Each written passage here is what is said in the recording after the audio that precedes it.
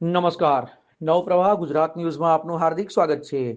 ડભોઈ તાલુકાના ખેડૂતોએ જુવાર માટે જથ્થો ઘટાડતા મામલતદારને આવેદનપત્ર આપ્યું.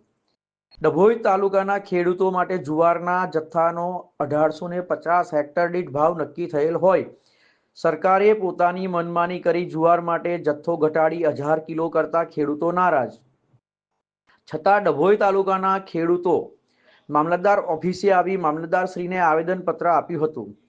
જ્યારે ખેડૂતોને સરકાર સાંબેલાધાર માર આપે છે તેમજ નાની નાની સબસિડી આપી તેઓને ખુશ કરે છે.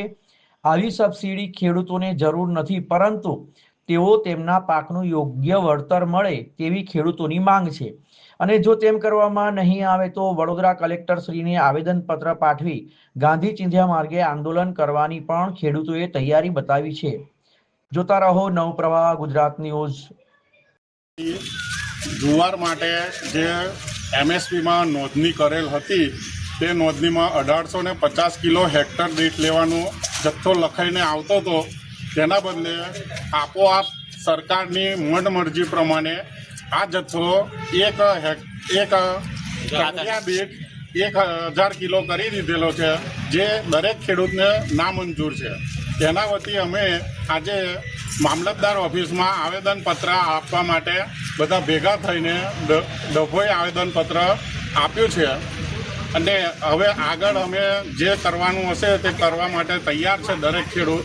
અત્યારે જેટલા ખેડૂત છે એટલાથી જ આ કામ કર્યું છે. અત્યાર સુધી ખેડૂતને વર્ષો વર્ષ આ રીતનો માર સોંબેલા માર આપે છે અને નાની નાની સબસિડીઓ આલીને ખેડૂતોને ખુશ કરે છે. આ સબસિડીઓની અમારે કોઈ જરૂરિયાત છે નહીં. અમારે એમએસપીના જથ્થાની પ્રમાણે અત્યારે આ વર્ષે પૂરેપૂરી જુવારની નોંધણી પ્રમાણે દરેક ખેડૂતનો જથ્થો લઈ લે, એના માટે જ અમારી વિનંતી છે.